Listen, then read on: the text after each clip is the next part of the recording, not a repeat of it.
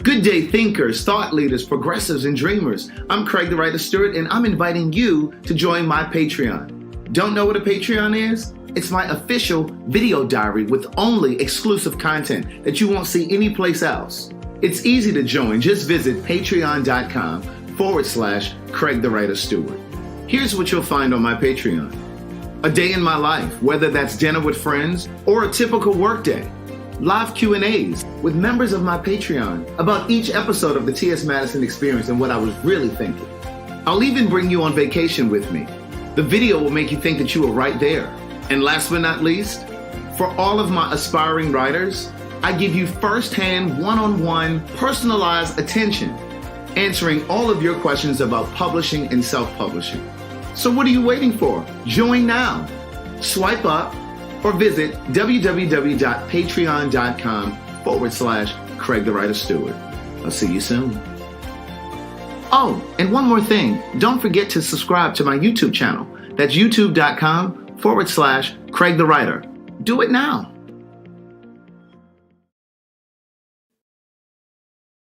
One of the best parts of life is when you can admit the truth to yourself about yourself. Cyberspace is a world where one can become something he isn't, but everything he dares to be. I wasn't interested in getting attached to anyone, and I knew I wouldn't take anyone I met online seriously. I had multiple screen names to increase my chances of meeting someone attractive. The majority of the profiles noted HIV negative under status, but I knew better from the work I had done in the HIV community. I knew 1 out of 3 black gay men was positive. The messages I found in my inbox validated me in my depression. In some strange way, they reinforced that I was worthy and deserving.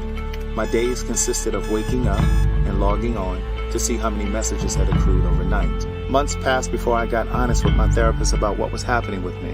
And before I knew it, I heard myself say, I've been having sex with people I meet online.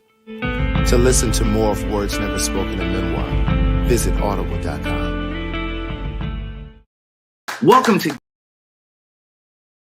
Welcome to Gay Like Me Conversations, where we discuss all things central to the Black LGBTQ community. Although some conversations intersect with the Black community as a whole. But either way, you're going to laugh, maybe even cry a bit, and you'll definitely learn and grow. It's time to start the show. Don't forget to like the video and subscribe to the channel.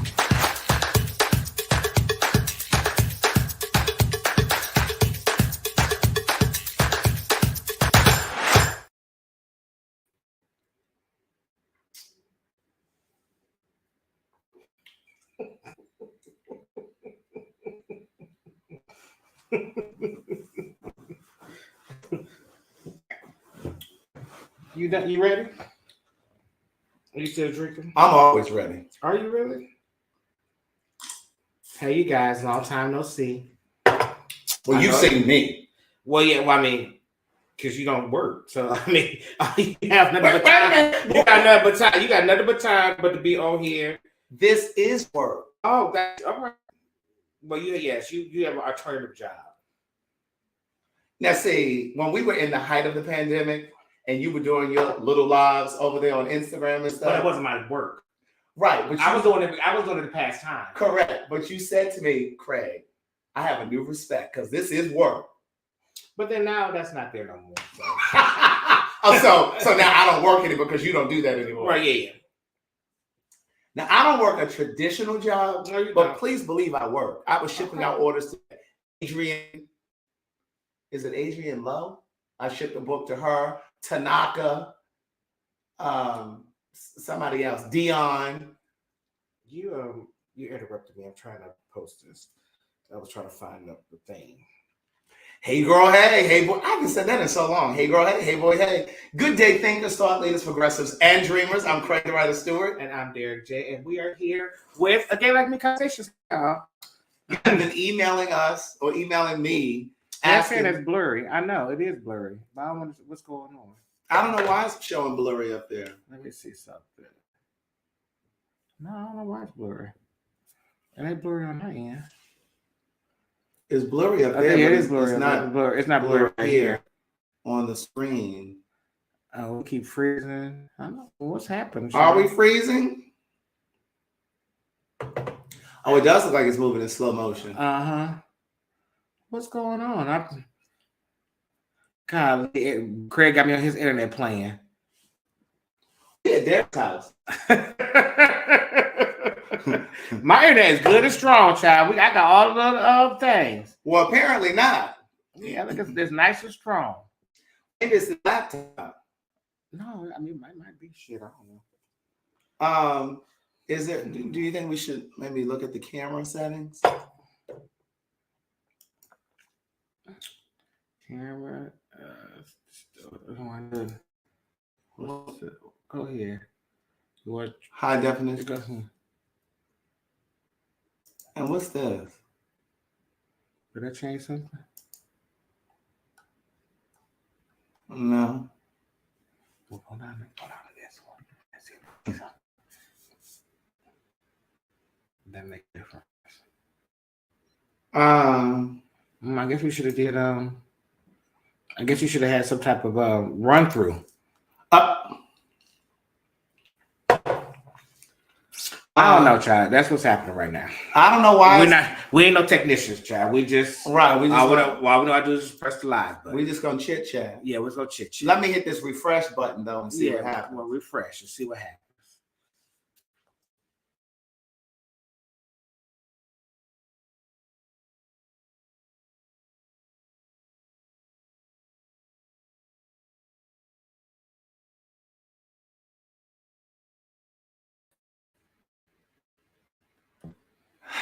Are we still blurry? Blurry? Well, we don't know. We're about to see. Yeah, we still blurry, child.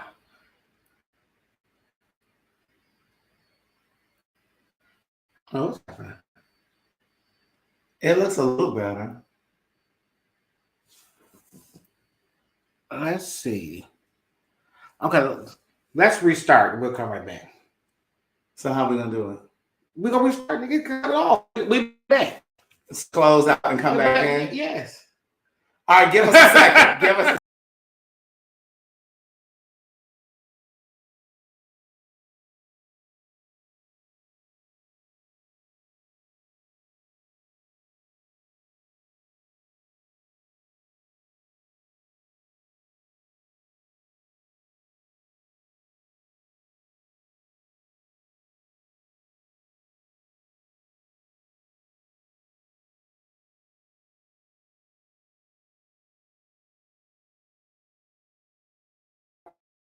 Okay, give us a second. We're going to switch devices. Just hold on these. Hit the like button, hit the share button, hit the subscribe button. Okay? Can you please do that? And then, that Cash App is rolling down there. So you could always,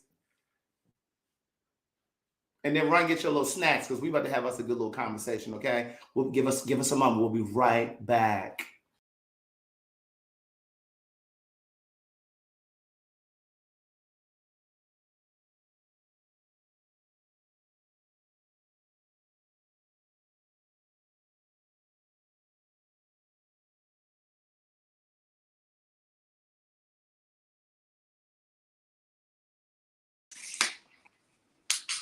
Well, let me mute this. There we go. No, leave that there. Oh, let me move this on. Okay, there we go. Because then we can see the comments. Okay, bam. All right. All right, Craig. You might know do a little something.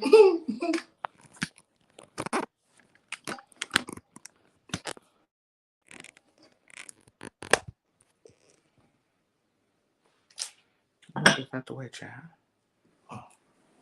I need your help. Sorry. I can't do everything I was trying myself. to close that out.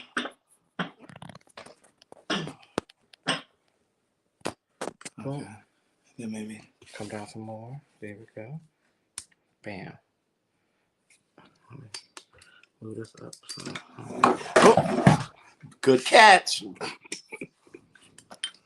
Look at the way I caught that. Oh, child.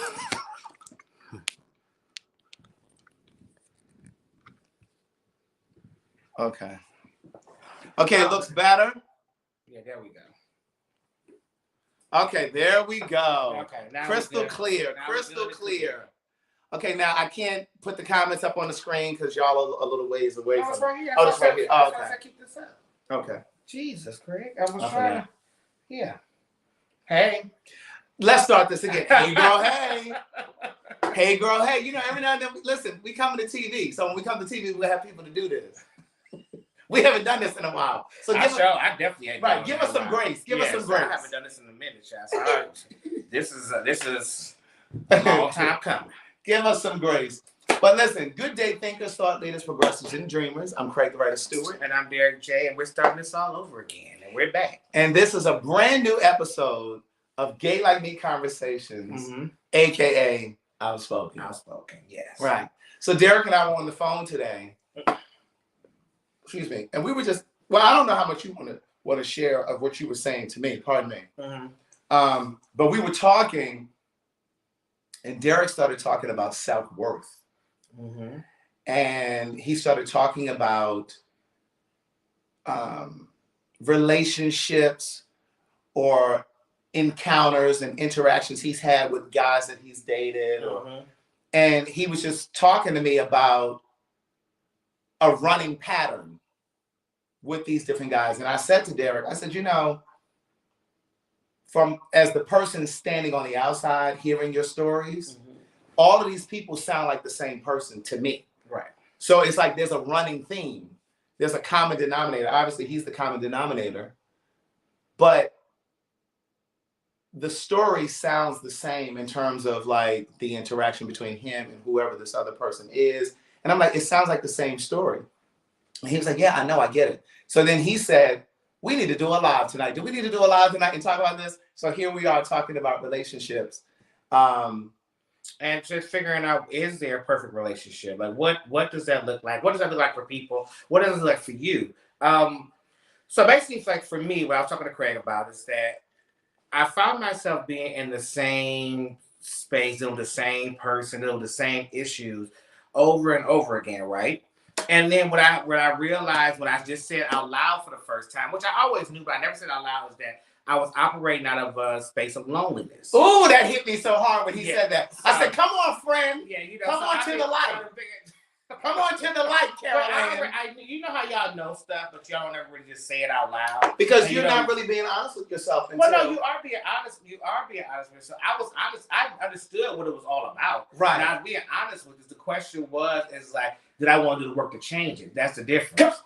You got to do the work to change it. So that's the difference. So then my question to you guys is that how many of you guys have functioned out of loneliness in relationships, or that's with friendships or in family relationships, any of that? Like how many of you, like, you know, and y'all be honest with me in here, y'all. Be honest. Be honest. Like, you know, because the thing about it is that what I was saying is that I understood that the situation was wrong. And I understood that it's something else to be in. But the thing is that did I want to take the time of really being by yourself. Being in that space. Yeah, so being by yourself into the loneliness. And try to work it out. And that's the part that I understood what was going on, but the correct thing is that I want to do the work to make it happen. And what was so profound about what he said to me earlier was he said, I know that I continue to deal with these people and have these same kinds of dysfunctional or clashing type interactions because I don't want to be lonely. He said, you said, I don't like going to that house by myself every night. You said something to that. This is like going, like you go home every night by your goddamn self, lay in that damn bed by your damn self, wake up by yourself, child, you know, and then when you have successes, when you have fails, when you want to just have somebody to talk to, you just want to be able to be in a space to have somebody. You want to have a witness to your life. Right. And those of you that have been following me for a while, you know I shouldn't say one of my favorite movies because it's not. One of my favorite scenes from a movie is Shall We Dance? Shall We Dance is the movie with Susan Sarandon and J-Lo. And what's the white man with the Richard Gere? But that's probably before my time. But it's okay. Go ahead. Tell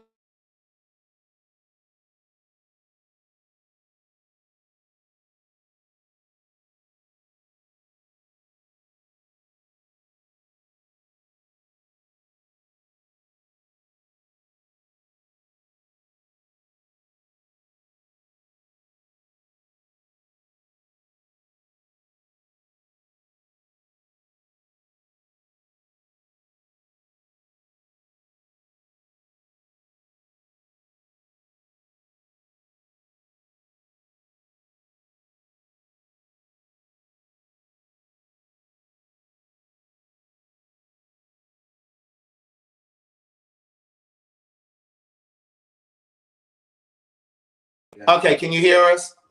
Okay, sorry about that. My mother was calling. The phone is on Do Not Disturb. She's on my favorite, so it broke through the live. But at any rate, part of the reason that one of my favorite scenes in this movie, Shall We Dance, is with Richard Gere, Susan Sarandon, and J-Lo. Mm-hmm. J-Lo is a dance teacher. Susan Sarandon and Richard Gere are married. Mm-hmm. They're coming up on their 25th anniversary. And Susan Sarandon is suspicious that her husband is having an affair. And the way that the movie is set up, they want you to believe that he's about to have an affair because he's on the way to work, he's on the train, and he's looking up at one of the storefronts, and J-Lo is standing in the window. Mm-hmm. He gets off the train and goes in and starts talking to her. And you think that they're going to have an affair, but actually what happens is he's trying to learn to dance. Mm-hmm. He wants to learn to ballroom dance because they've been married. They're coming up on their 25th anniversary. And he wants to surprise his wife and show her that he's learned how to dance. Right. So he starts taking these private dance lessons after work. So of course, with that comes, oh, I'm working late, or mm-hmm. I can't come home right away. You know, so she's starting to get suspicious. So she hires a private detective. And what happens is I'm just gonna cut through the story. I mean, because it's taking a long time. Like, the private, you know, I gotta set the scene. You know, I'm a writer. We want to, I'm saying, but we ain't trying to watch a movie right now. I'm a writer. So I'm trying to give you the Cliff's notes. Get to the point, baby. That's not a cliff note. Okay. These are the Craig notes. Right. So you know I have to tell the story. I know, but come on. Okay, land the plane. Yeah, yes. So what happens is she hires a detective. She and the detective meet after several weeks, and the detective says to her, "Your husband is not having an affair. He's taking dance lessons." Mm-hmm. And so she's still offended because she feels like he's living this life that I don't know about, right? Mm-hmm. And what happens is she says to the detective, why do people get married? And he said, I don't know, for companionship. But he said something really generic like that. And Susan Sarandon said, no, we get married to have a witness to your life. You want someone to be there for the good, the bad, the happy, the sad, the mundane. Mm-hmm. She said, you want someone to be able to say, I was there and I saw it. I witnessed it. I was there for you. And so the bottom line is, going back to what you said. So we were 30 minutes for that. That was a good point. But we didn't need the reference. We just needed to state it. But it was a good setup. Oh, okay. They love a story. They love a story. Do they love a story? I know they love a story. Oh, do they? They do. They was all saying hurry up. Y'all were saying hurry up? Yeah, See, you may have missed your blessing. You were rushing me through the story. Well, Avonda, she said it was a good movie. So anyway, but no, you want somebody to be there for your successes. Yes. You know what I mean? You want somebody to be able to call and say, babe, guess what happened today? Mm-hmm. You know what I mean? You want that. But what you said was so powerful to me because you were just like, I'm aware of what I'm doing and how I'm attracting this same kind of energy. Mm-hmm. But it's just about... one, I'm aware. Two, I know the why. You know what I'm saying? So I know what I'm doing. I know why I'm doing it. What's the why? Because I don't think we talked about that. Is that something you want to say? Well, no. The why is because you're operating out of loneliness. That's why you're doing it. You're operating out of a lonely space. You're operating out of... You only can be strong for so goddamn long. Yeah. Like, I can't be a strong black woman all the time. You can't be a what? Strong black woman. Why are you laughing? Because I wanted to make sure they heard that. They did hear it. Wait, somebody, Marlon said, no, Craig, we like the storyline. Thank you, Marlon. You know I love a good setup. But no, but when you got to find the one person, all I had to say. But no, Derek and I have had this conversation before because Derek started working on a book. Mm-hmm. And he asked me to read like an excerpt from the book. And when he told me about that, this was like 2 years ago. Uh-huh. And he was like, I've always had issues around self-worth. Mm-hmm. And then he had a reading the other day. And she said the same. And the lady in the reading said the same thing. And the thing about the self-worth thing is that, nobody really teaches you or shows you how to be. If you don't have that when you're growing up, if you don't have the self-assurance, that all those type of things from your parents, you got to figure it out. But if you just never figure it out, so for me, it was always just putting on an air of confidence, an air of success, an air of all those things. And you thought that all those things equaled up to being to having self-worth, but and self-esteem and self-esteem, and it really doesn't. It doesn't. And at all, it's just that those are all the accomplishments that you have gone through life. You know, you just worked hard towards, but it doesn't really equate to self-worth. Right. So that I didn't really understand what that was until I was in my damn 30s. And I was like, oh shit. Like, wait a minute. Like, I'm doing all this for me. I'm doing all this, you know, I'm being me. Isn't that what self-worth is? And it's like, yeah, no. And the other thing too is it's like you're masquerading as a person who has self-worth and self-esteem and knowing. Well, I want to say that because the thing about it is that I'm only being me and I'm only being who I am. Mm-hmm. Now, because of who I am, you just assume that I have all that. Yeah. I never told you I did. Yeah. You just think, because see, the thing is that visually, that's what the issue comes. You look like you walking around with, but yeah, visually it looks like you have it all together. So yeah. we all just assume like, oh, okay, oh, he got it together. He got it together. Oh, God, he is so confident. He's so this, he's so that, and that's what y'all assume. I never told you. And the thing that you said to me today that was so profound too was, you said you have sensitive feelings and things hurt your feelings, and people just because you don't show it, people assume that didn't bother him. Yeah, they just say like that don't bother you. That ain't nothing. I'm sorry, I'm reading y'all stuff too. Yeah, they just assume that it doesn't bother you. You know, you good. You know, he don't care. You know, and that's what a lot of people just assume that I don't care about a lot of stuff. Yeah. Oh, that was just that shit scared me. But, they assume I don't care about a lot of things, which I do care about a lot of shit. But the thing, I just don't say that hurt my feelings. Yeah, when you did that. Right. Yeah, but I can relate to that first part because I think this is just my perception. I think people, see me as this strong person who's outspoken and all this other stuff, and they just, they think that nothing affects me or bothers me or hurts my feelings. But there are things that hurt my feelings, and I think sometimes people think that because I have, and I do have a strong personality, I get it, I know that. But I think people think that because I have that, that you can just say anything to me and I should just be okay with it. But I'm like, if I said that same thing to you, your feelings would be hurt. Or I'll be this nasty person. And I'm just like, can you exercise some decorum when you're talking? You know what I mean? To me. But going back to the whole part about self-worth. Y'all do know that. Y'all know that's how Craig get down, y'all. What? Y'all know Craig. You know Craig like to talk. What they say? I just let Derek do all of this talking. What are y'all talking about? Go ahead, Craig. Go ahead. Back to self-worth. When we talk about self-worth. So when I think of self-worth, I mean that whole thing when I say all the time about when you know your name. Right. Like when you know your name, there's certain things that you just put an end to. But what you were saying earlier was you understand that you need to work on the self-worth piece.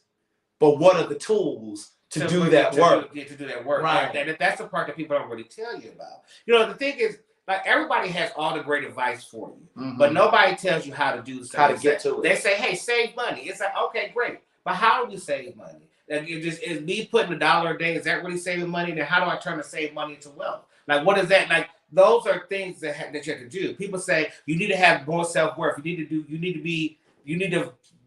to, but what are the tools to do those things? Like, what does that look like? And nobody really never tells you that part. And yes, therapy helps, but the thing, like I said, therapy, for me, I've been to therapists and I've talked through with people, but when I go to a therapy, I'm like, hey, I know what's wrong with me. So let's get to how we need to fix this shit. Right. But they want to start from the beginning. Right. And I'm like, I don't need to begin. I don't need to go back to the beginning. I know. I'm up that bad. So, but to answer the question, the overarching question, there is no perfect relationship. I don't think there's any perfect relationship. And so when people look to celebrities or look online to like internet couples or whatever, and you're assuming that things are perfect, it's never perfect. It's never perfect. There's always work to do. And I believe strongly, and I've said this for so long, those of you that have been watching me for a while, relationships are designed to grow us. Mm-hmm. All relationships have an expiration date, whether we want to believe it or understand it or recognize it or not.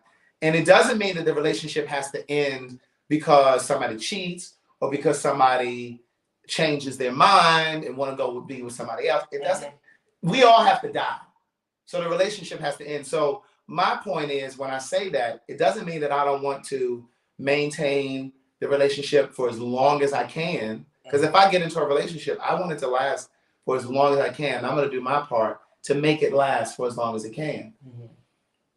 But at the end of the day, when that relationship ends, whether it's because somebody cheated or because somebody died or whatever happens, there are lessons that you're supposed to pull from that. Mm-hmm. And that relationship should bring you to a point where you really are forced to look at yourself. Mm-hmm. If for no other reason, that's what that relationship should do. But now my question to you and to you guys is that what a relationship look different now in 2023 than it did in 2000? Yes, God, because y'all doing too much sexting, sending out videos. But my question, DMing people on Instagram, knowing you're in a relationship. But my question is that there's a lack of focus. But what I'm saying, okay. So with that being said, and we understand that that's what it is, do we adjust in these new times, or will you keep finding yourself in a space where you can't find what you're looking for because we do understand there's a difference in time now. So where does how do we change? Do we slide the scale? Well, here's what I'm noticing. So those of you remember when I was in New York about a month ago, I had a conversation with Mike, and he said, Craig, I just think that we're in that space and time now where people are more open to open relationships. Because that conversation is out there in the zeitgeist. Right. People are talking about people are moving away from this idea of monogamy. And people are being more open about this idea of having an open relationship or whatever. And so I just think that's what, and part of that is because of the advent of social media. And it's and also it's because we as a people are moving further away from the church and religion. And the church and religion for a long time tell us that monogamy is the way to go. Now, I have said for a very long time, there are people who are wired to be monogamous. I think I'm a person who's wired to be monogamous. And that doesn't mean that I can't cheat, but I just think at my core, I'm wired to be with one person at a time. But then there are people who can just kind of do whatever, can kind of be with whomever. They're open to open relationships. They're open to threesomes. They're open to living with their partner, being with their partner, but having sex with whomever they want, because in their eyes, it's just sex. For me, I think that if you're going to do that, then you need to be forthcoming about that so that you're not misleading a person. Because I think, and I say this all the time, whatever you're looking for is also looking for you. So if you want to be open and, fly by night, then you can do that. And there's somebody out there who will do that with you. So let's be very clear. This, what's happening in relationships is not new.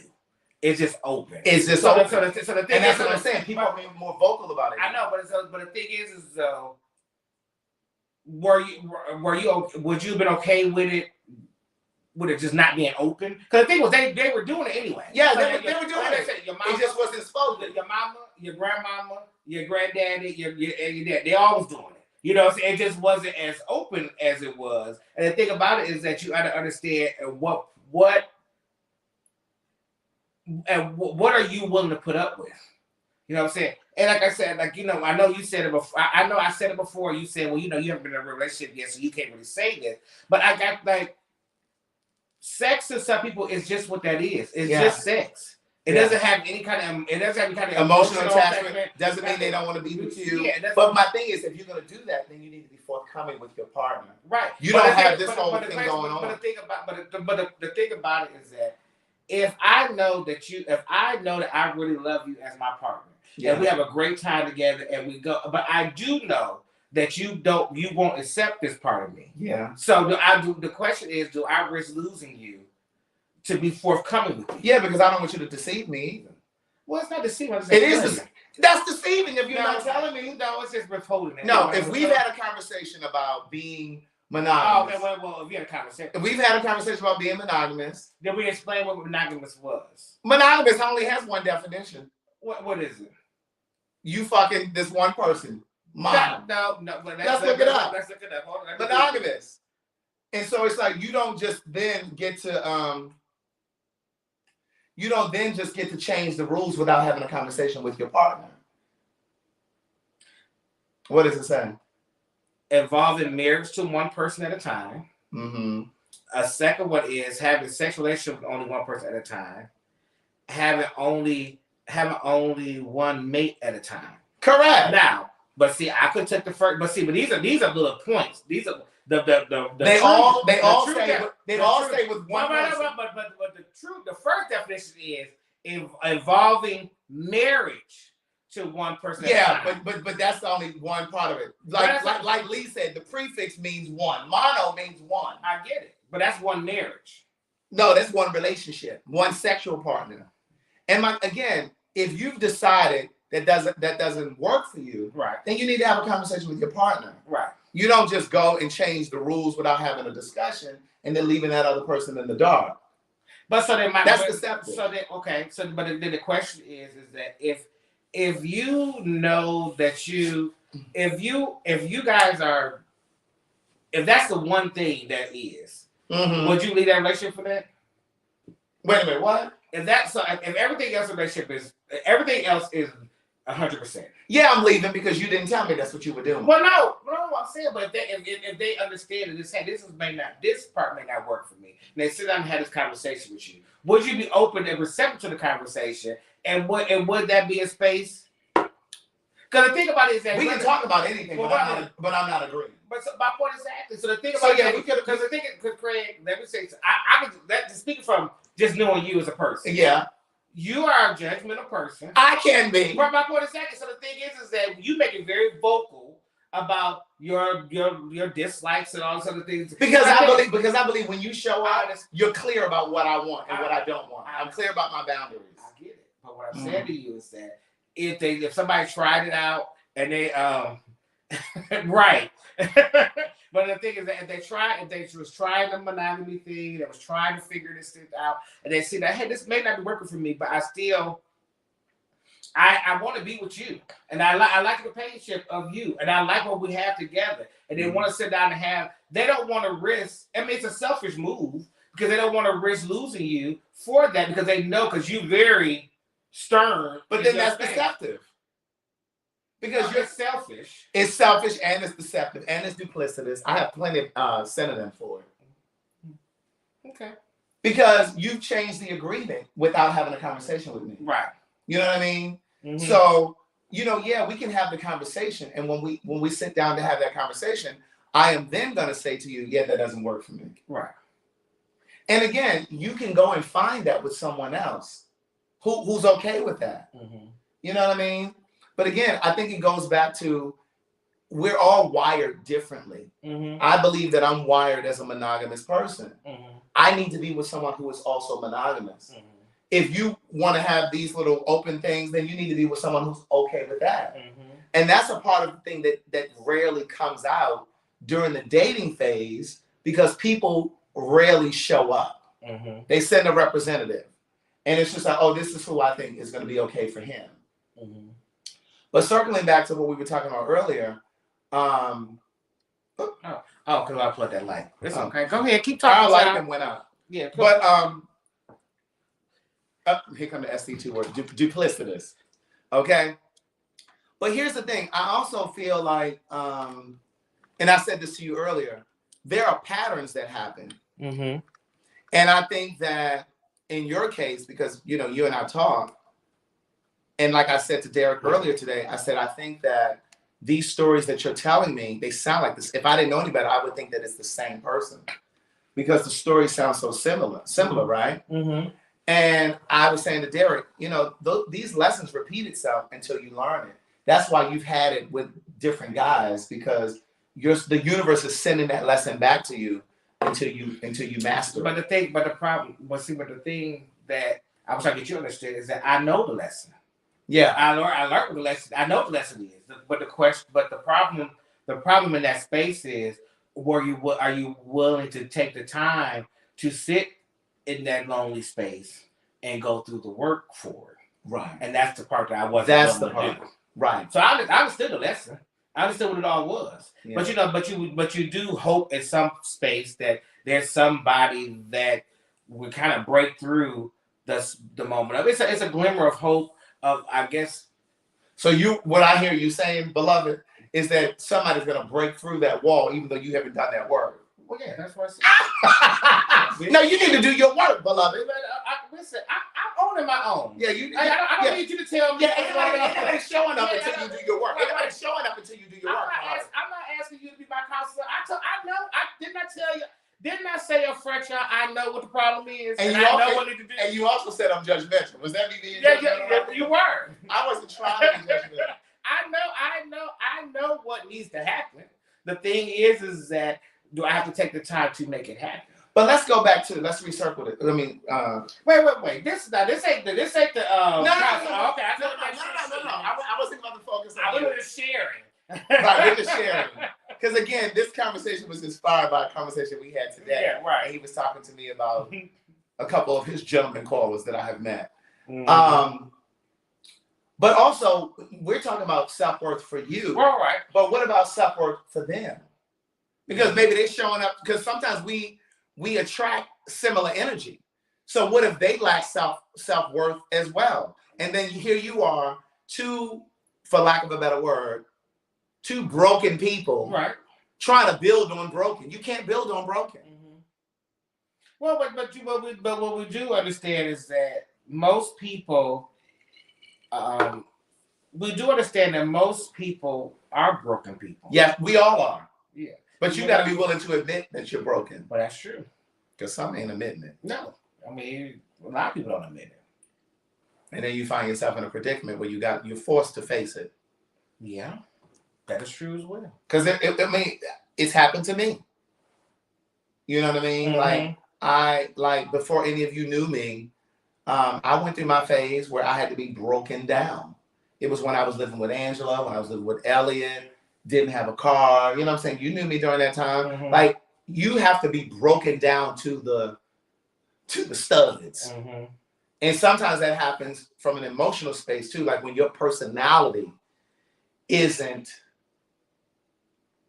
authentic, like when you're not really being honest with who you are, Mm-hmm. you're not really showing up in the world authentically, the universe will crash.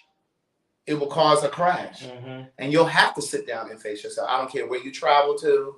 I don't care how you try to put on a good face and try to pretend. Like, it is going to force you to face yourself. Mm-hmm. You know, and there's no other way. But one of the things that I've been saying recently is I don't think my mission moving forward is to only date someone who's been to therapy, currently in therapy, or on their way to therapy. Mm-hmm. Because there's just too many layers, and I need to know that you're doing your work.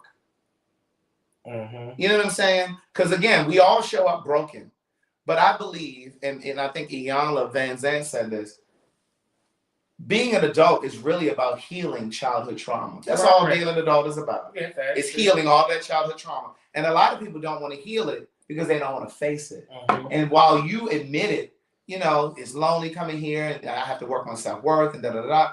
A lot of people aren't that honest with themselves. Mm-hmm. One of the best parts of life is when you can admit the truth to yourself about yourself. Mm-hmm. And a lot of people don't want to, because that shit is painful. No, it is. Well, I've been through a lot of pain, so that part is easy for me. Yeah. You know, so that part is easy for me to understand what it is. But like I said before, more or less, it's doing the work to get up out of it. You know, mm-hmm.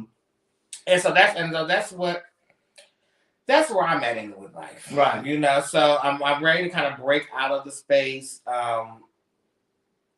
I'm ready to break out of space, break out of what I've been going through over and over again. And then, and the good thing that, so I had a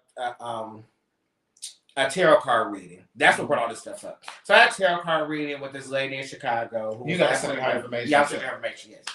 And she like saw all this stuff. And the thing is that for me, which I'm learning, like I think this is my gifting is my love language, but then I had to understand, I had to figure out like, why am I gifting? Am I gifting because I really want to gift, or am I gifting because I want people to like me? Am I gifting because, like, what's the gifting is for, right?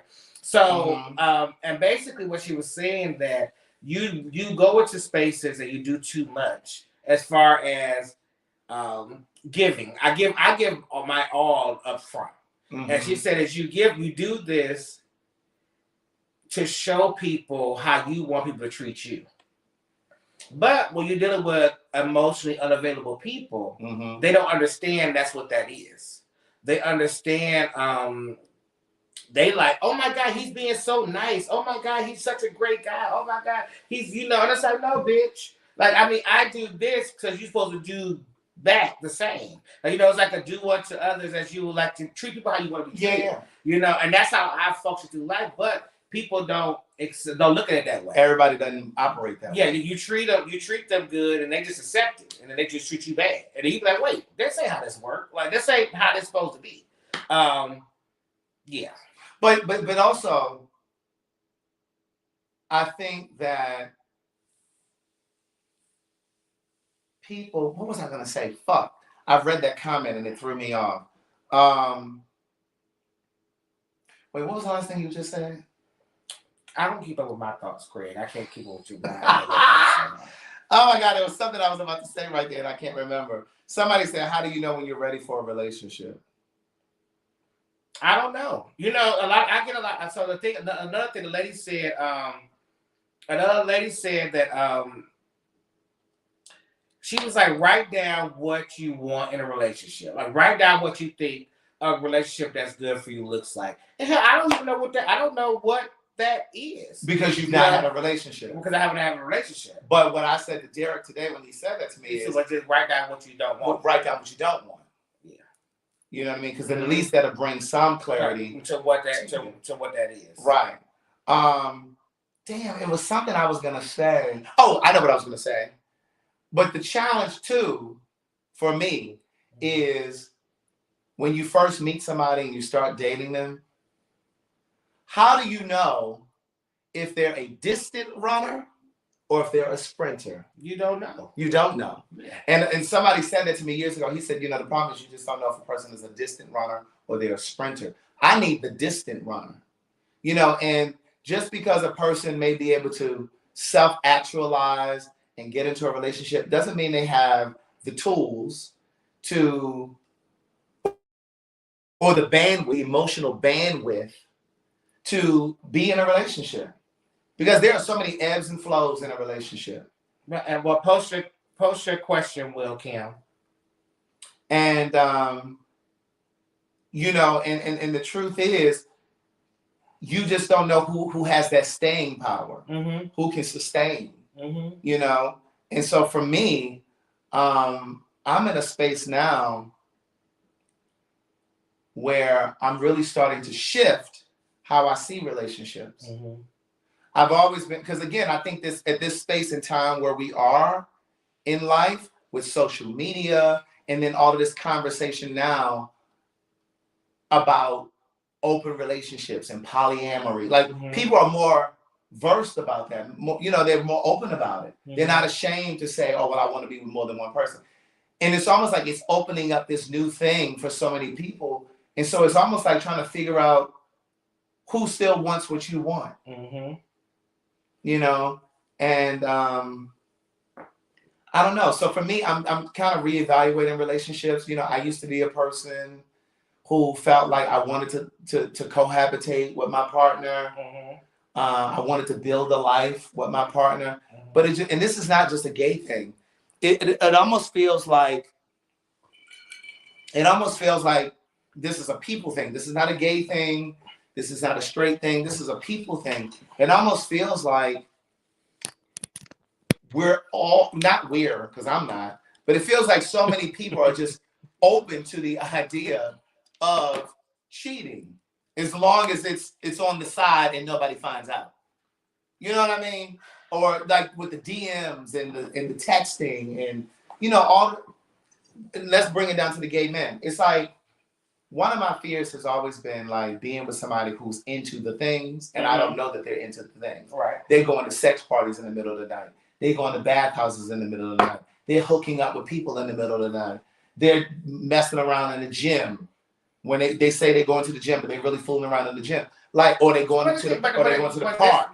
This is a everybody thing. That's what I said. It's not just a gay thing. That's why I said this is an everyday thing. I said, but specifically, I want to talk about gay because like that seems to happen a lot in the gay community. It happens in the straight community. I'm not saying that it doesn't, but I don't know no straight folks that's busting around going to the park as a thing to do. That's something that the gays do. Well, no, the straight men do it too. I'm just saying. Who they doing it with? The prostitutes? No, I'm saying no. They a lot of people that's in the gay jet group is straight men as well. Like I'm saying, the thing about it is that they just don't. The thing about it, the problem, the reason why we say that, that's just like saying everybody say Atlanta is the gay city. It's not that Atlanta is the gay city. It's just that more people are openly gay and out. Right. So the thing is, straight people do it too. A lot of those men that be jacking off and doing stuff in the gym are straight men. They just don't. They don't talk about it with their friends. See, the gays we talk about with each other, so they do it too. So let's just be clear. We're not doing no subsection or anything. I'm not saying that because I have a straight female friend who used to go over there to Match.com and she would meet guys, fuck them, and wouldn't call them, or she'd block them after she fucked them. And what I'm saying is there's something to that. Right.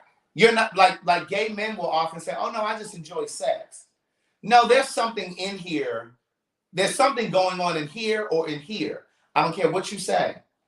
There's something that you're longing for. You're in search of something. Well, people they like that. I understand that people like it, but it's something. Go ahead. What you understand they like? Well, because people will always say whenever I bring this up, people will say, "Well, no, I just do it because I enjoy sex." No, it's not about enjoying sex. What? People like the adrenaline rush of that maybe getting caught. That's what I'm saying. But that's not sex. Go ahead. Thank you. Listen, people they like all the stuff that come along with it. They like the voyeurism of it all. They like it's their thing of it. But I think there's some sort of sex addiction attached to that. Because it's like if you have a house or an apartment, why the fuck are you in a gym or in a park risking getting your career? But that's the adrenaline part of it all. But that's what I'm saying. There's something. That's what I'm saying. There's some work you need to do. Yeah, but it's not the addiction part of it all. That's just they're addicted to the hype. I mean, to the. No, I get it because listen. Once upon a time, there was a boy named Craig, and he wrote a book called Words Never Spoken. And so he was in the Park Addiction. No. I ain't never done that. That wasn't my ministry. But there is no lesser of the two evils. They're all the same to me. Mm-hmm. I was in the comfort of my home. And I would be on Adam for Adam and stuff like that. This was before Jack. And I wasn't always having sex, but I was addicted to the internet and the attention that was coming through those messages. Mm-hmm. I was addicted. Those messages pacified the pain, the emotional pain that I was in.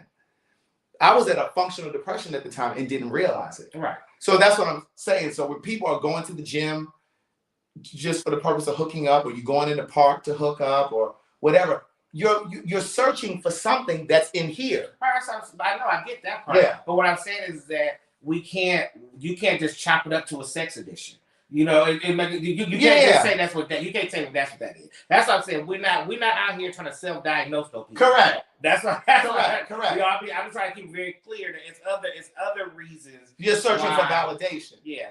You're seeking validation outside of yourself when the answer is right here. Mm-hmm. So that like when you see stuff where guys be talking, and I'm speaking specifically about gays, not all, obviously.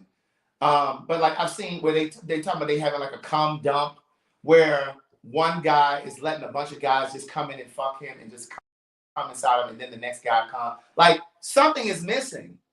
Yeah, but what I'm saying, but women do that too. I'm not saying women don't. Okay, I'm just saying, you know. Yeah. No, but then my question, but then we can't discredit the fact that they might just like it. I get that, but what I'm saying is there has to be something. It doesn't have to be something. No. There is something. Right, but no, you cannot say that because that's empty. Craig, so what, Craig? That's just like a hardcore vegan person that's a raw vegan. Like, you have a problem because you like to eat meat. No, that's not the same. It's the same thing. No, that's not. No, but I'm tell you why it's not the same. It is the same thing because they strongly disagree with it.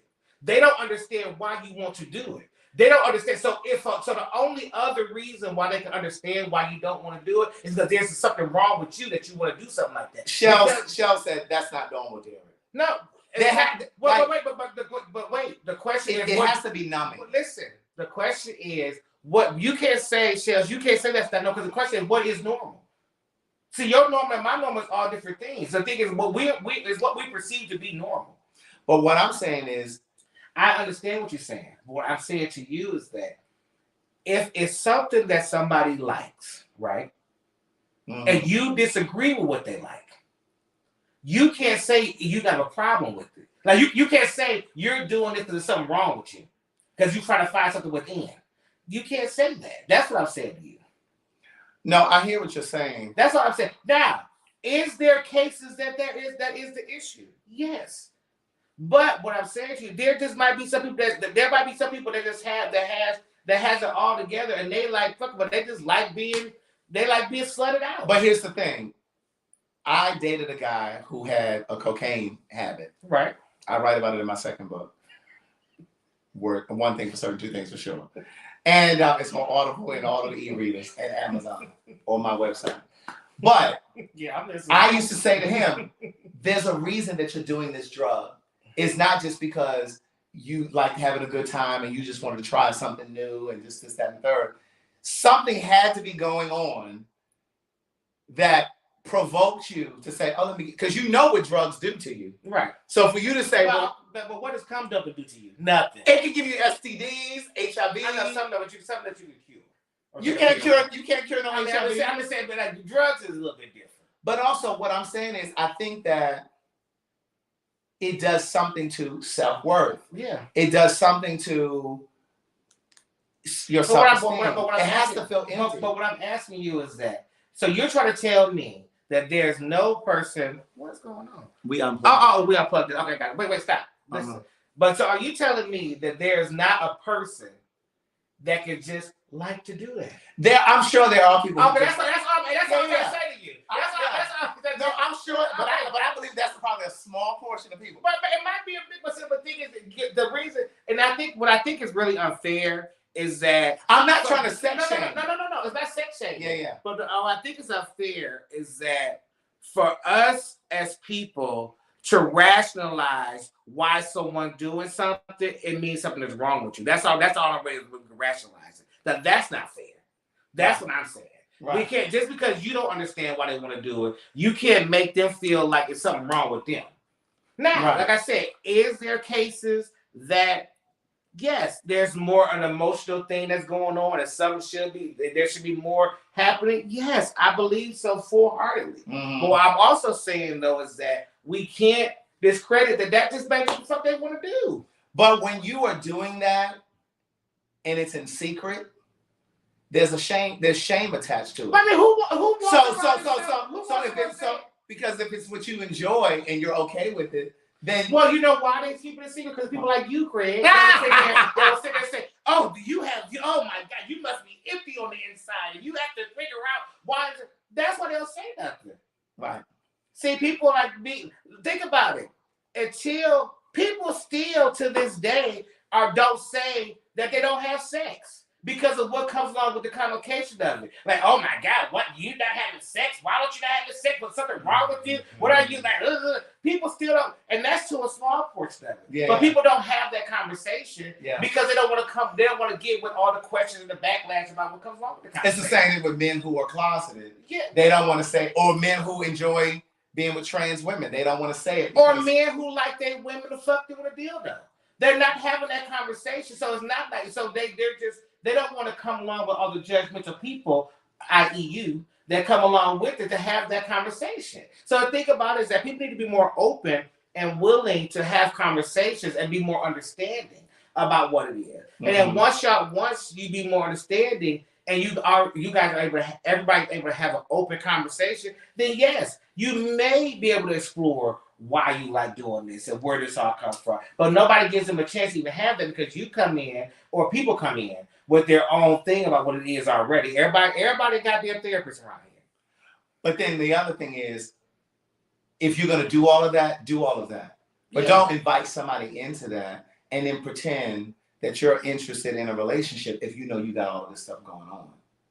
That's not fair to the other person. But they are interested in a relationship, friend. No, but if you're not being complete, that's just like a man who's bisexual. Right. And he dates women and he dates men, but you're not being forthcoming. Like, you need to be forthcoming to let the person decide if they want to be involved in that. Mm-hmm. You know what I'm saying? So, you know, you have to like you can't just fool somebody into being a part of that. But people function out of a selfish space. Correct. That's the thing, and yes, it's selfish. It's just a selfish space. Yeah. People, they don't want to lose. They don't want to lose it. Right. You know, I guess because I'm very to be honest, like, to me is not. I get real tricky with to be honest and tell the truth and this of that nature. Because they didn't tell you. Is it deceptive? Yes. Were they not good? But it's also, but if you ask that question, see, now everybody got to be specific about what the fuck they asked. Well, but the thing, wait, what are you saying? What I'm saying is that if you get into a relationship and somebody's into all of this stuff and they just don't let you know they're into that stuff, they were not being honest with you. They just didn't tell you that part. Well, it is being dishonest if you're doing it behind the person's back. I'm not saying that you can't be interested in it. Right. But if you're interested in it and you're participating in it and pretending that you're in this monogamous relationship and you got all this stuff going on, that's not fair. You should be honest and say, well, listen, this is what I'm into. You know, I'm doing this, that, and the third. Like, you shouldn't, that's deceptive. You know what I'm saying? So, again, aside from judgment and all that other stuff, if that's what you want to do, then do that. But you need to be forthcoming because, again, whatever you're looking for is also looking for you.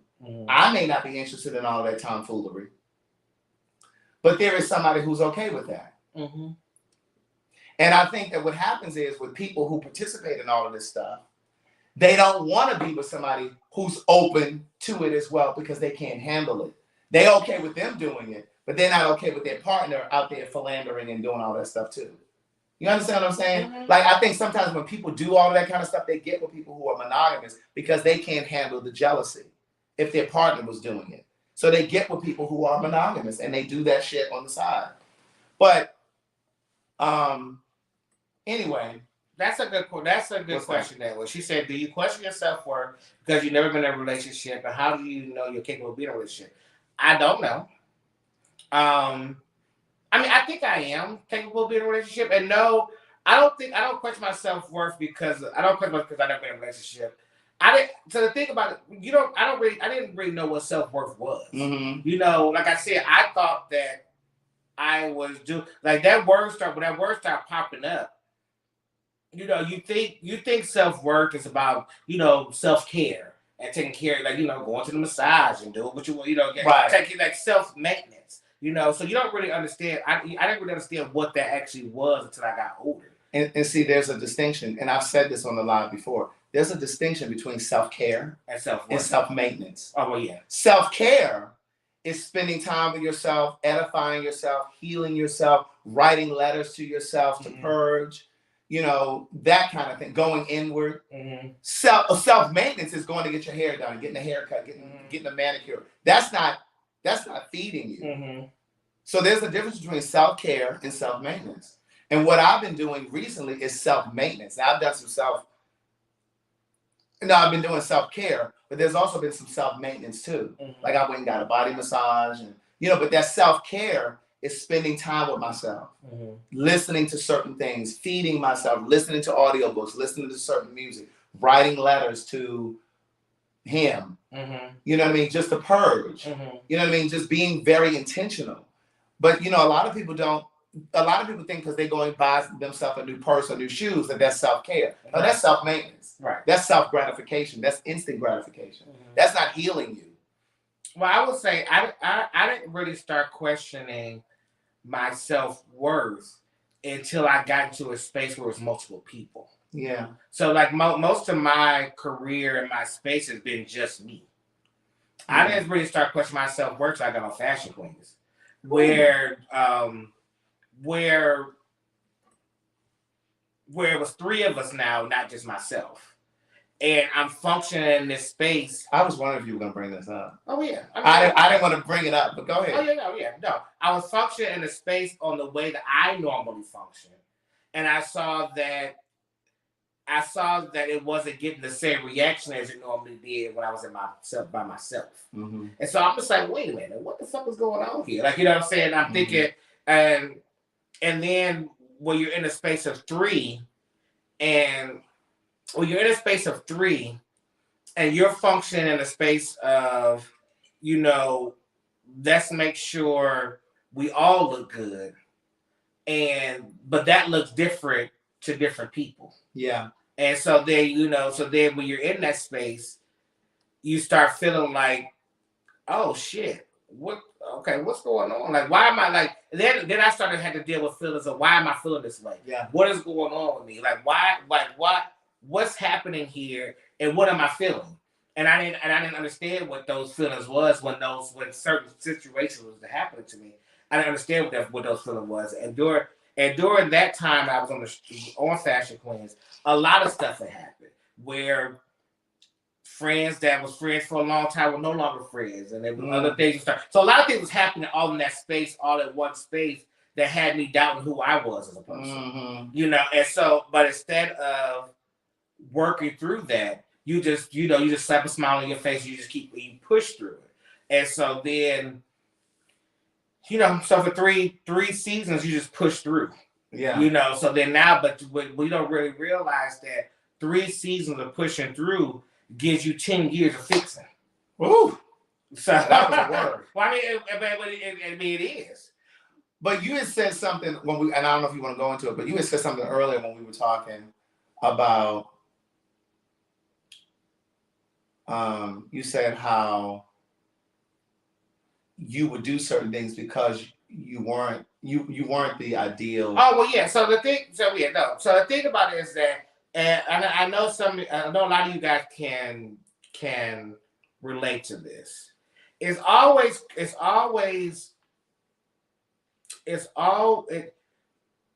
to think of the right word to say. Well, you don't really receive this advice well when it comes from people that fit into the space of what they're in. It's like the pretty girl saying, you know, child, just let that man go, girl. You can find you another one. You like, bitch.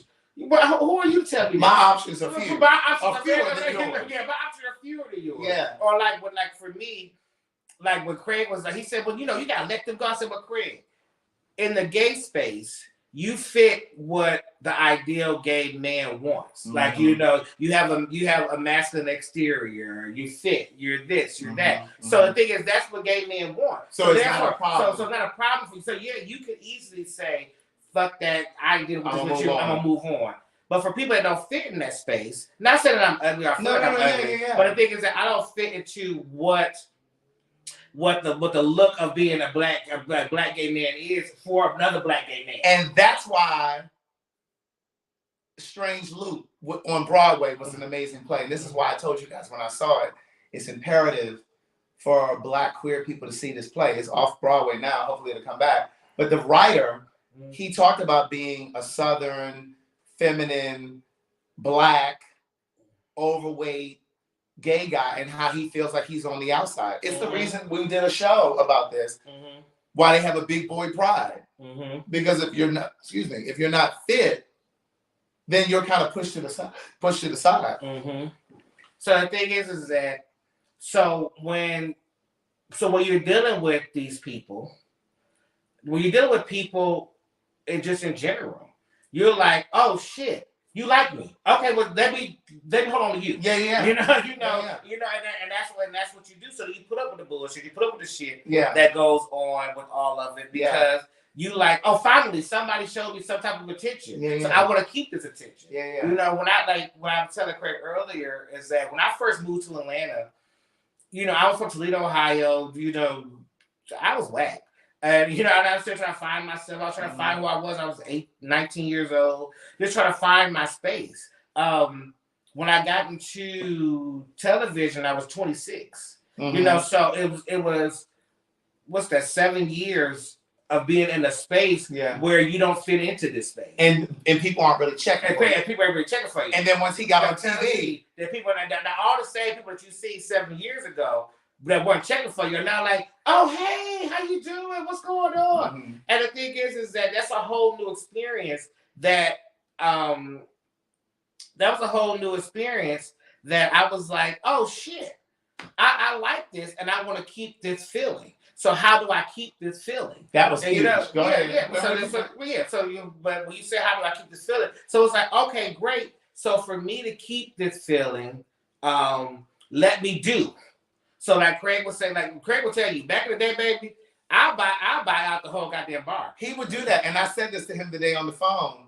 I said, I don't know if you remember me saying it, because when I first met Derek, I hadn't even written a book when I met Derek. I met Derek through my ex, who was in my second book. But I hadn't written a book yet. But then when we reconnected, I had written my first book. And he would buy books and he would give them out to people and stuff like that. But I was struggling. I was broke. But he was always the same with me. He was always the same. And he would, hey, what's going on? How you doing? He would stop. We would talk.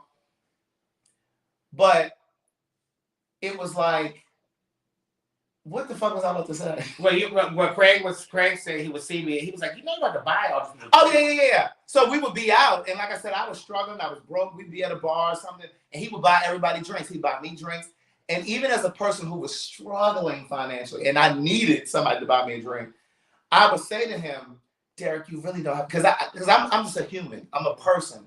And I had my spiritual reading a couple weeks ago, and she told me, she said, you have empath energy. And I said to him, I said, Derek, you don't have to buy everybody's drinks for them to accept you or for them to like you. I remember saying that to him. And that was what he would do. And he would buy everybody's drink. But that's to his point. And it's so self-reflective. And it hit me when he said that today, because he was just like, because these people who didn't accept me now all of a sudden accepted me because I'm on TV. The way to keep that interest is to buy drinks for everybody, to be likable. It's the same way that somebody overweight overcompensates by being funny, because they think that they can distract you from their weight and just just think about their funny. You know, so that's very self-aware. Like I said, I'm very aware of what's happening, why I do things, when I'm doing things. But the thing about it is that when people make those type of decisions, they think about the moment. Yeah. They don't really think about they don't think about the outcome. They don't think about what happens afterwards. Yeah. They don't think about the after effect. They just think about what's happening right now. And I think it's a great. It was my drug, if you want to say. Yeah. You know? So the thing was like, that was my high for the moment, and then and it made you feel good, and then you go back home, and then you got to come off. Now, can I circle back and just kind of tie it? That's what I think happens with people who are just being slutted out. I think that that's their drug. Yeah, you may enjoy it, but I think on some level, it has to be some sort of drug. It's like pacifying you in that moment. But it also can just like it. Maybe they just like it. That's the part I agree with you. I'm trying hard to see that. Because you disagree with it. Yeah. That's why I'm sure there's something that somebody disagrees with what you do. For sure. And they can't understand why you do it. But it's not fair for them to say that it's a psychological thing about why you do it. Right. And I get that. That's the part I'm saying to you. Yeah, and I get that. I'm having a hard time wrapping my brain around it, because I just think that there's a method to our madness. I think, like, for example, like I said, when I was on the internet, I wasn't having sex every day, but but I was drawn to that internet. Like it was something that was just drawing me to it. Right. And I realized because I was in such a dark, empty, lonely space, I was broken financially, emotionally, spiritually. I was going to that internet and getting those messages from these strangers because it validated me in that moment. And it only lasted for a moment. So that's why I spent the entire day online. Or even if I left the house, I left the computer up and I'd come back to it and there'd be 30, 40 messages right there. But it was like, it's the same reason that a person keeps going back for a high. Right. Like you want to stay there. So I kept going to the internet because I wanted to stay there. But then once I realized this is not the source, this is not your source. Right. And once I figured that out, it was just like, oh yeah, I don't need that. And that's why to this day. But also why it's hard for you to wrap your head around it is because you have deemed it as wrong. And that's where all this gets tricky at. Right. You know what I'm saying? That's just like trying to explain to the racists that Black people can use the same water fountain as you. Right. But they think the shit is wrong. No, you can't. No. You can. I cannot imagine me drinking some water after a nigga. But the thing is, like, but who told you that was wrong? You know? And so the thing is, and they looked at other people, other white people that was like, you know what, I don't have a problem with Black people. That means, well, that got to be something wrong with you on your inside. Yeah. With you because you want to be friends with a Black person. Right. So what are you looking for yourself to be a friends with a Black person? Because they thought that was wrong. So that's what I'm saying. It's wrong to you. You know. Well, I don't want to say that I think that it's wrong. I mean, but you do think it's wrong. You no, think no. Because I don't think it's wrong. I just think that there's a reason behind why you do it. Because we use the word normal, so you do think it's abnormal. I didn't say normal. Well, no, but you agree. Said normal. No. Somebody said normal. You popped up and said, yes, see, it's not normal. That's what you said. Did I say that? You did. So that's what I said. So we think it's abnormal. Y'all think you think it's a defect. You know, that the person is defective. Well, let me say this. I don't think that it's abnormal if that's what you want to do on your time by yourself. Right. I think there's something wrong with that if you're doing all of that and you're pretending to be another way for the sake of a relationship. Because if that's what you want to be and that's who you are, then be that. And do that. You know what I'm saying? But don't perpetrate over here. You know what I mean?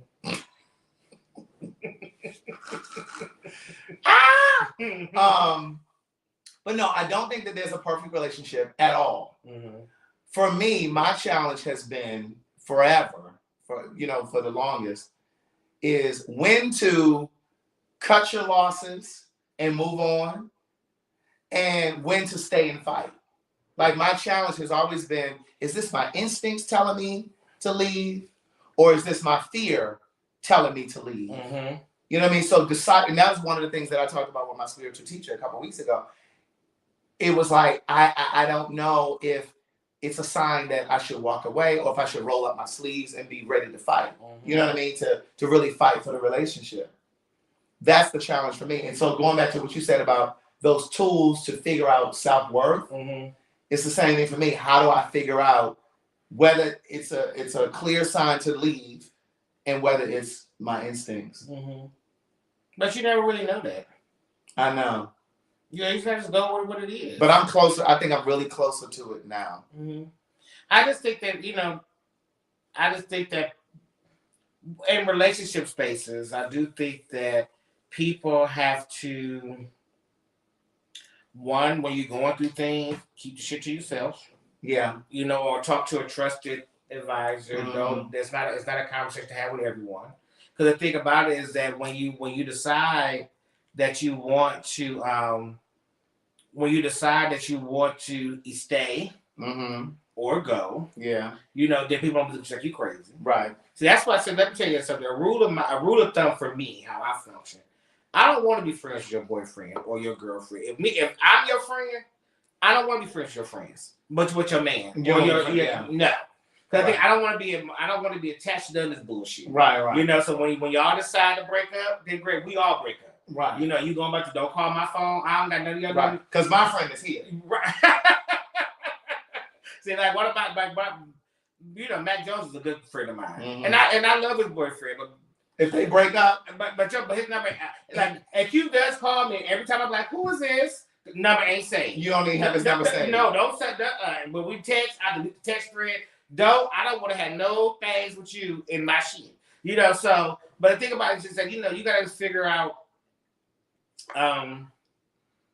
you just got to figure out, you know, what works best for you. But what I will say, though. But that requires the other person coming in with integrity. Yeah. Well, see, the thing, so the problem, I guess why I get so, I'm liberal on the sex part is because just as Black people, we are very, yes, when it comes down just to sex, sexual fluidity, sexual relations, it's just a lot that we're conservative. We're just conservative about sex. Mm-hmm. And I think that we shouldn't be as conservative as we are about sex. And I think that once we start opening up and being less conservative. But I think that's where we are in this space and time.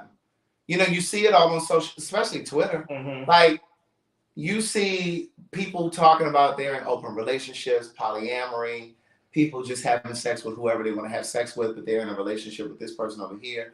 For me, it's just too dangerous. Mm-hmm. For me. Now, you do what you want to do, but for me, it's just too dangerous. You know, for you to be having all these sex. Because I don't think that you have to have sex with everyone that you're attracted to. Right. And I think that becomes an issue within same gender loving relationships. Mm-hmm. I'm not going to just say that it's gay men, because sometimes it's lesbians too. But I think sometimes we get caught up, and once upon a time, I was caught up in that. Like, when I was in my 20s, I had to have a real honest conversation with myself. And it was just like, Craig, hold on. When you came into this community, with a certain set of values Mm-hmm. and morals. And once I came into this community and started to get more gay friends, go to gay parties and hang out and start have gay relationships, I started becoming more okay with casual sex, Mm-hmm. because the people around me were okay with casual sex. Mm-hmm. And I just started to, what felt like abandoning my values that I came into this community with. Mm-hmm. And I had to circle back. I was like, hold on now, this ain't even who you are. Like, I understand that you kind of started to taste things a little bit. You started to test the water, but it's like, this is not who you are at your core. And what I'm saying is I started to lose myself. Mm-hmm. And I think there are other people who come into this community and they start to lose themselves. And, you know, and if we don't take the time, this is why I said it's important for the next person that I date to really be in therapy, have been in therapy, to really be doing that work on themselves, because I need you to be able to examine yourself. Mm-hmm. So that when shit comes up in our relationship, because I'm a mirror for you and you're a mirror for me, that's what you are in a relationship. I don't need you fighting me on shit that I point out for you because you're not ready to see it. Because Mm-hmm. see, if you're in therapy, you already gonna know some of the shit that I'm saying to you. Yeah, something ain't, you know what I mean? You're not gonna fight me on Mm-hmm. it. You know what I mean? So that's just kind of where I am with it. Really? I mean, I guess for me, when it comes to all of this, like you said, you came in with your set of morals and your values that you had to this space. But the question is, where were those morals and values brought out of, right? Uh-huh. You know, and then are those? It's the same like with religion. Mm-hmm. You know how we come in with this religion, well, we come into a space with this thought about religion. And that thought is based on what was given to you. Right. By your parents, your grandparents, whoever taught you religion. Right. And the same with your morals and your values. Correct. So my thing is that as you grow up, you learn. You establish for yourself. But not even establish for yourself, you learn that a lot of this shit ain't right. Yeah. And it ain't real. Because definitely I figured that out about religion. That's what I'm saying. But what I'm saying, but that's about our whole life in general. Yeah. Everything, all of our stuff has just been passed on. You have to separate what you've been taught from what you believe for yourself. Right. So the thing is that when you really, now I ain't gonna go all up into it like this, but when you really dig into the space, when we go back to African culture, yeah, polygamy is part of African culture. Yes. You know what I'm saying? Monogamy is not their thing. Correct. You know what I'm saying? And when the thing is, so the question is, where did that all come from in our space? You know, and then why is it so important to us when that really was not our original thing in the first place? Well, because Europeans. My point is that, White folks. But what I'm saying to you is that But we know that that's what this is, and we know that that's not really what our stuff stand in. But we can't. But you want to pick and choose. That's when it comes to it. But it's about boundaries. Yeah. Thank you for that. Because see, you're right. Yeah. As African people, descendants of Africa, we all of this monogamy and all this religion stuff, all that came from white folks. Right. That's a European Yes. thing. But I'm just saying, for me, it didn't feel good when I was online, right, looking for the attention, and sometimes having sex with people that I didn't know. It felt empty to me. And one of the things that I used to do during that time, I would sit and have a conversation with the guy before I smashed him. Because for me, I was trying to minimize the anonymity of it, if you will. I wanted to feel like I at least knew him somewhat. So I sit there and kind of chit chat, and that kind of goes against a hookup. Like when you hook up, you come in, you fuck, you send them on their way. But I wanted to sit and chit chat for a second because it just felt empty to me. But going back to boundaries, I think a lot of times with gay men, and I'm just gonna say this, y'all can attack me if you want. I've been gay since I was 22. I've been practicing. What I have observed is, as gay men, we sometimes don't set boundaries when it comes to sex because we can't get pregnant. Right. And it's like, oh, well, the only thing I need to worry about is STDs. And so when there's a lack of boundaries, there's a lack of self-respect and there's a lack of respect for other people. So it's just like and I'm not saying that straight people don't do this. I'm not saying that straight people don't do it, but Gay Like Me is about us as a community. I'm not saying that, straight people don't do this. But what I am saying is sometimes as gay men, we will fuck anybody. We don't care if you're in a relationship. We don't care if it's in the gym. We don't care if it's in the park. It's almost like we have a lack of boundaries. If I'm attracted to you and you down with it, we're going to go ahead and do it. And all I'm saying is, where's the self-respect? It can't just be willy-nilly and we just going to do what the fuck we want to do. Well, that's just men. But again, yes. But again, I don't even want to just ascribe it to just men, because we often say in conversations, oh, well, men are just going to cheat. Men are going to be men. No, you have self-control as a man. You have dignity as a man. You know what I mean? So it's like, where do your boundaries come in? You know what I mean? So for me, because to me, it's just almost like anything goes. And when I look at social media, I know y'all might be tearing me up. I don't care. But these are things that I've been thinking about. When you look at social media, when I look at Instagram and I see the gays from Atlanta that I know, and they might be visiting Miami, or they might be visiting DC or New York or LA, and they're commingling with other gays in those other cities.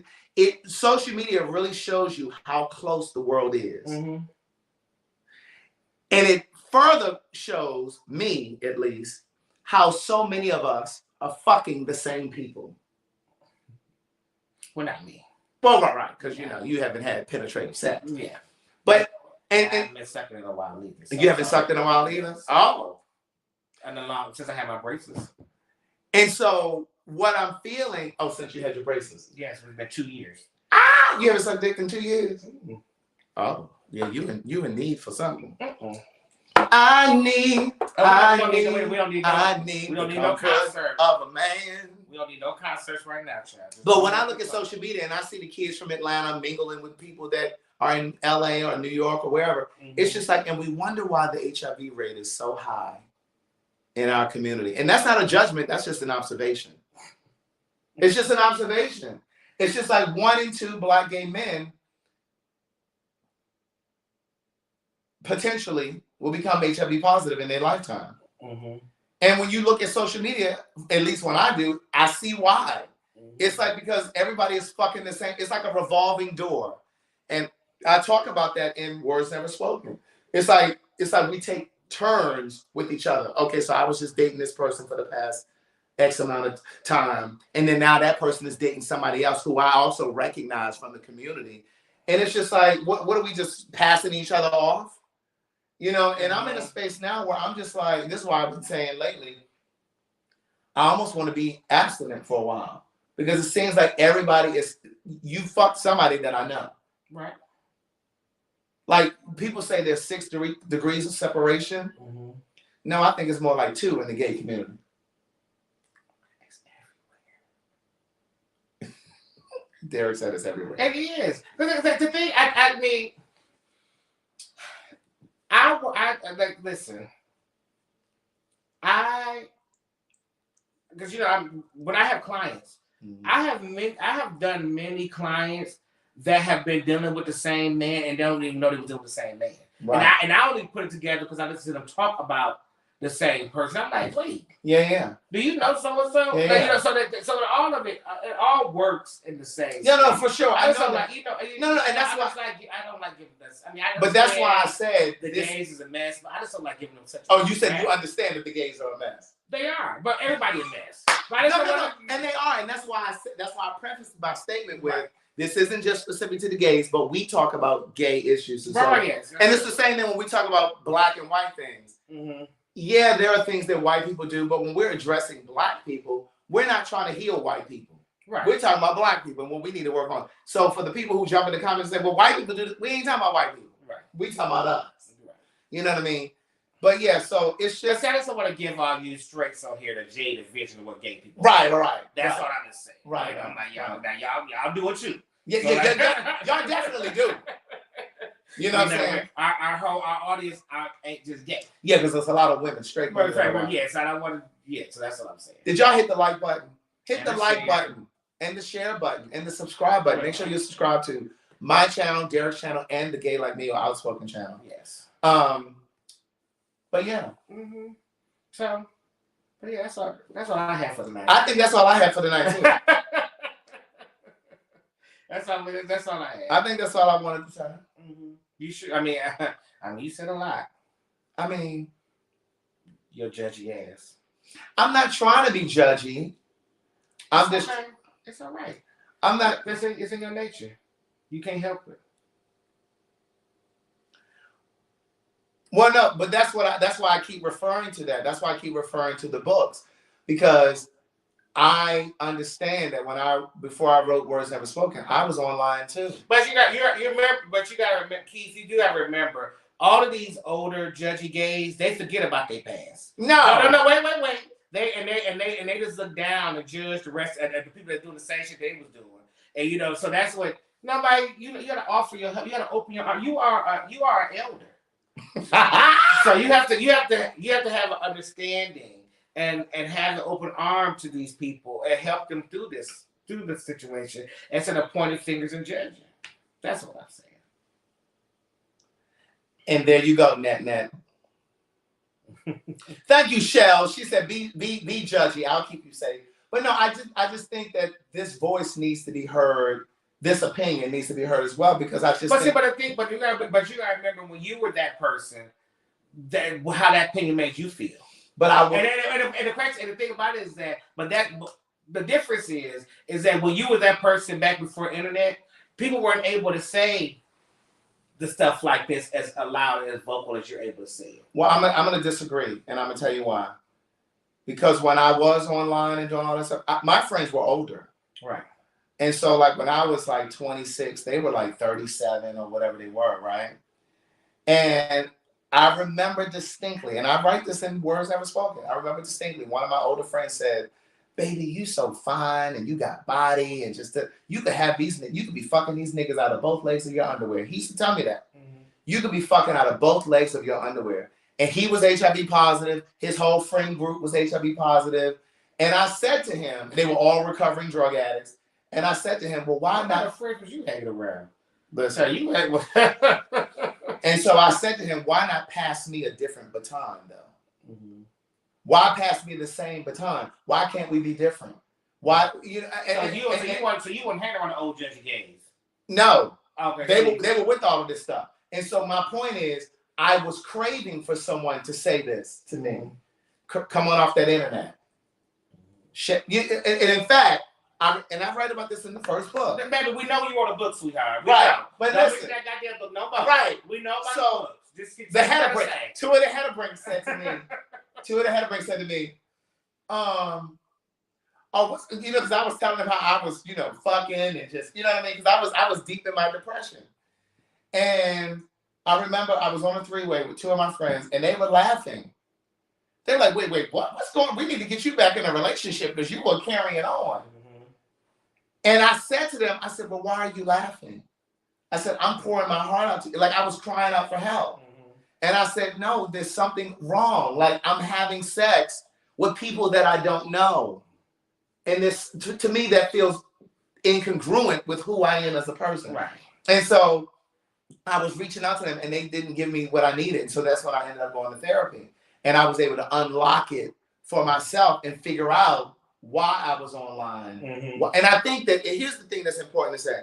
I think a lot of the gays that are online, hooking up or going to the park or going to bathhouses or whatever they're doing, I think some do it because they think it's a rite of passage right. in the gay community. And what I'm here to say is you don't have to go through that route in order to be gay. Right.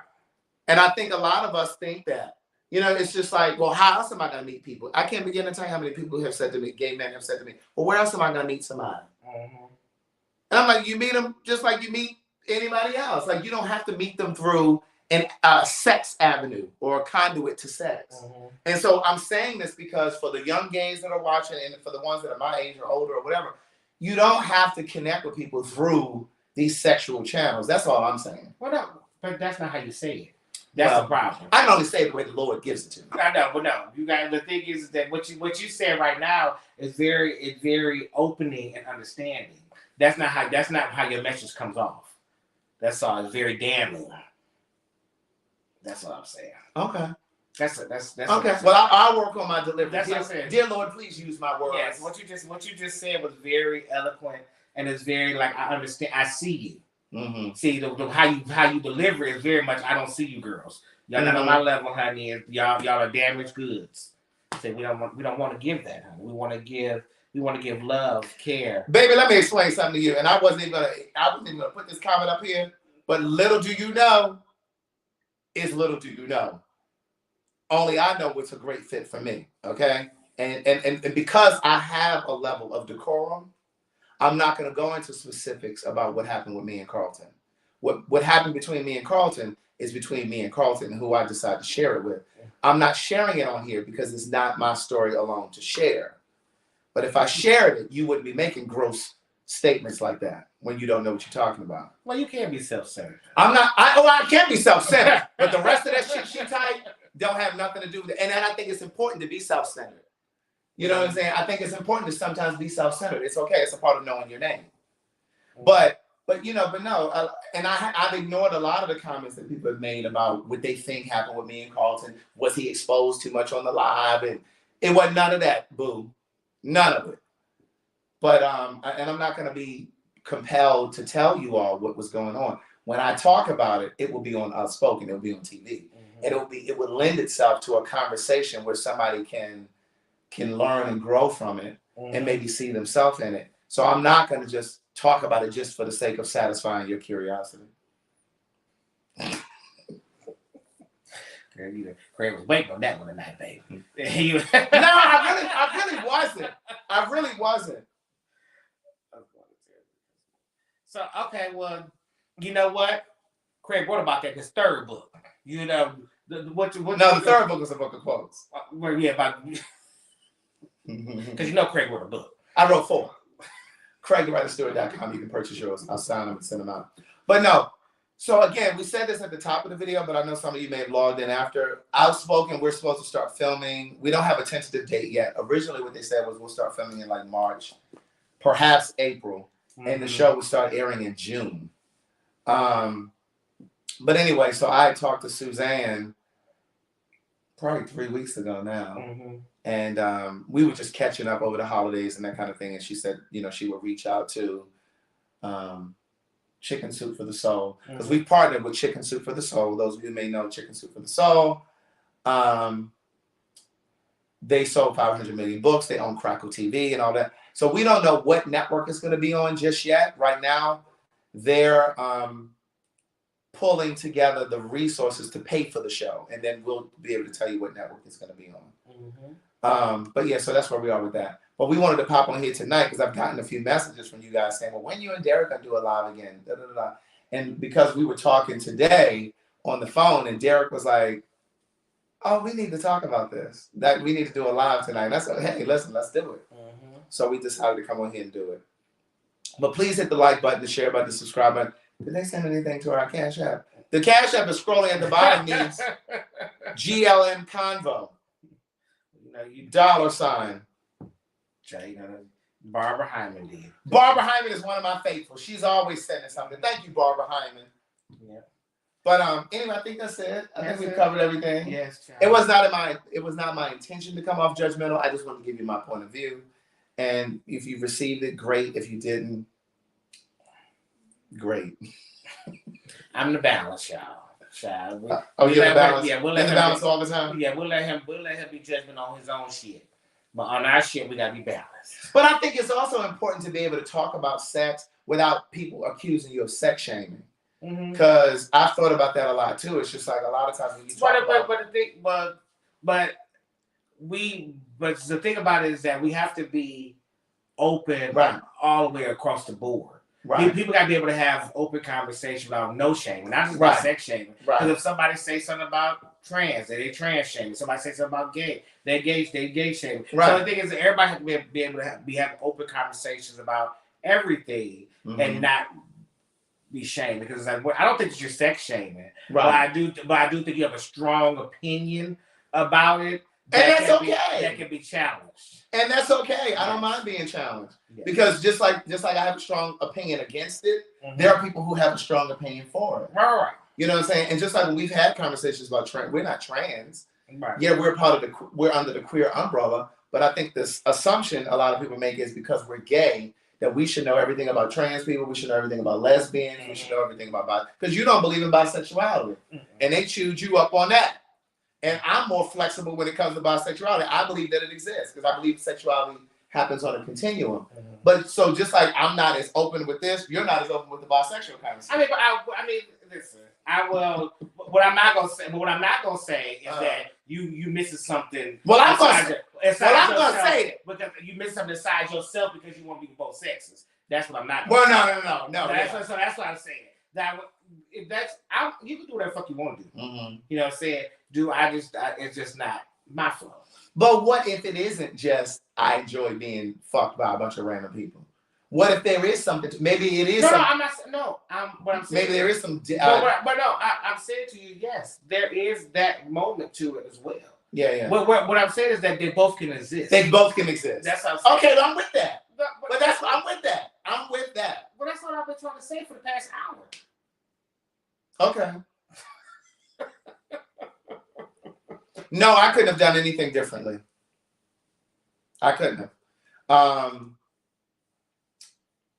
What I will say though is I have evaluated how I showed up in that relationship. And I can honestly say I'm proud of how I showed up. I can look back at that relationship and say, I'm proud of how I showed up in that relationship. Now, I'm not as proud of how I showed up as a result of the relationship ending. There are some things that I would change.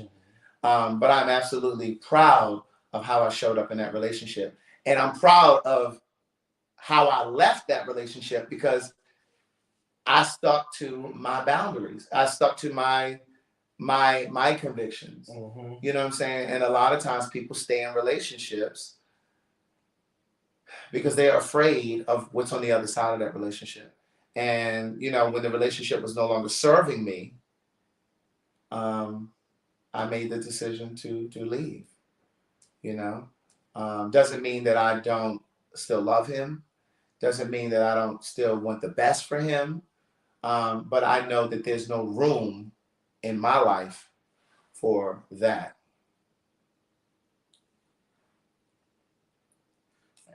We're going to end it on that. And we're going to end it on that. Because if I say anything more than that, I want to say. Oh, but wait, let me say this.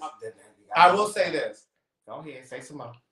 In this healing process, this self-care phase that I'm in, I'm also learning things that I need to work on, things that I need to change about myself, things that I don't like about myself. And so it doesn't matter, and that has no impact on how I showed up in the relationship.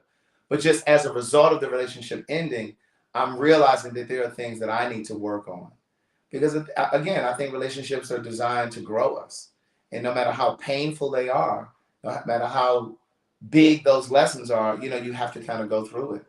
And so that's what I'm learning. And I've cried. Somebody asked when was the last time I cried. I cried yesterday. And I'm just purging and I'm releasing it. In fact, on Wednesday, I woke up in tears. I woke up at 6 a.m. and I was in tears. Like, as soon as I woke up, my eyes just started tearing. And in that moment, I imagined myself hugging him and saying to him, be safe, be careful, and take care of yourself. And that was it. And I believe that I was releasing. Well, I want to answer this question. Okay. So the thing about Tanae and Joy is that I don't have when I say we don't know much about lesbian trans, but I don't want to learn about lesbianism. I ain't no lesbian. I ain't trying to sleep with no woman. I don't even know nothing. So that's why we bring people on that can speak to it. I don't want to learn about trans. I don't want to be about. Not that I don't want to learn about it. I don't need to dig into it. Right. I know what it is.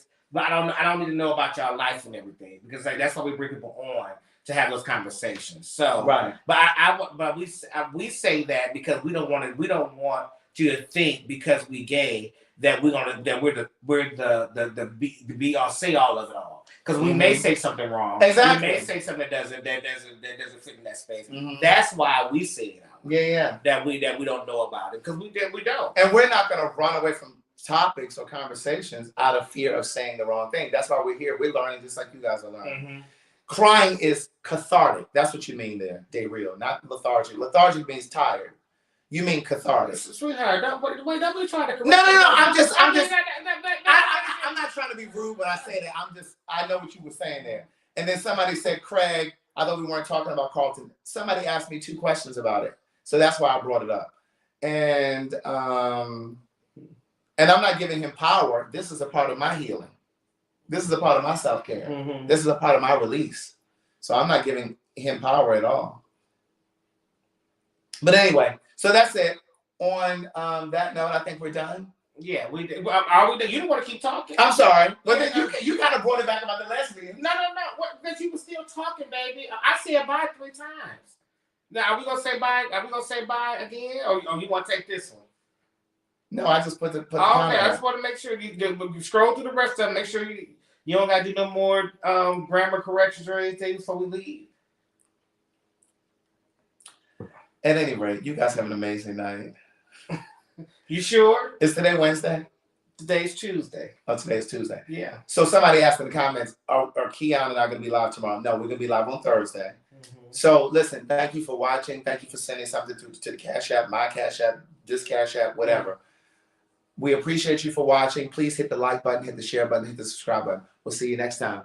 Bye.